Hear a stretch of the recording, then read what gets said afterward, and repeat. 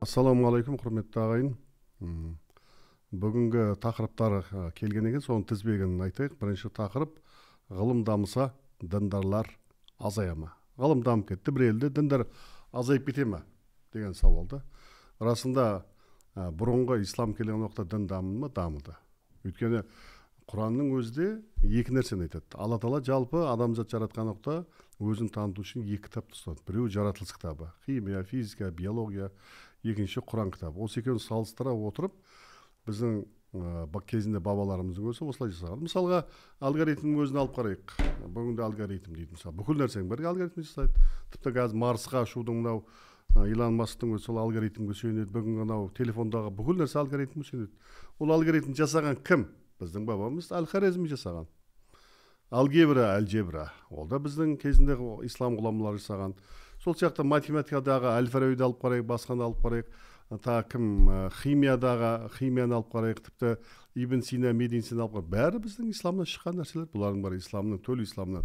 Кезінде Испанияда қалған олардың испандықтардың сөздері бар. Біз мынау нені мұсылман өзіміз ол Испанияны жаулап алған уақытымызда дейді, мұсылмандардың кезінде соны алған уақытымызда олардың кітапханаларында көптеген кітаптар болды дейді, ғылым кітаптары болды, физика, химия, солардың бәрін суға ағызып жібердік, оның бірнешеуін ғана алып қалдық дейді. Сонда соның арқасында біз дамып кеттік дейді. Енді ойлап қара, Европа осы уақытқа шейін бүгінде Америка дамыса, бұның барлығында кешегі біздің бабалардың жаңағы алгебра, сол сияқты Әл-Хорезми алгоритмдері арқылы дамып отыр да. Ендеше бүгінде неге дамымай қалды десе, неге дамымай қалды? Өйткені діндарлар жоғалды, Құранға деген тексеріс, Құранға деген терең бойлау жоғалды. Сондықтан бізде де ғылым тоқтатты. Ғылым білім дамыту үшін Аллаға шүкір бізде бар. Мысалы, қазір біздің мектептерде оқытылып жатқан математика пәндер, бұлардың барлығы негізінде сол мынау кімнің, Ұлықбектің кітаптардан алынған, сол алгебралардан алынған да. Бір тек қана соны бұлар өздерінің әлгі кириллицаға немесе латын тіліне ауыстырып жіберді.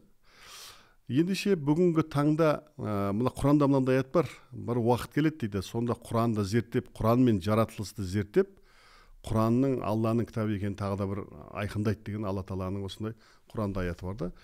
Ендеше біз белгілі бір замандарда біздің бабаларымыз, Әл-Хорезмилер ғылымды белгілі нәрсеге дамытып алып келді. Бірақ оны Европа алдыдағы дамытып белгі жібергенде қазір бір үлкен бір апатқа алып келіп тұр. Бұл ядерный атомдық қару-жарақ болсын да, біз ядролық қару-жарақтар. Міне, бірақ ғылымдағы даму ол емес. Ғылым дамуды ол өркениет. Ол жалпы адамның ғылымның дамуы, техниканың дамуы, адамның болмысының, адамның руханиятының дамуына көмектесу керек та. Бүгінде керісінше жағдай болып тұр да. Сондықтан біз қайтадан осы ғылымның дамуына терең бойлау үшін біз Құранмен және хадиспен, бұрынғы бабаларымыздың кітабымен қайтадан салыстырып, қайтадан соның аражектерін ажырата алатын болсақ, міне сонда қайтадан жаңа бір бағытқа шығатын боламыз.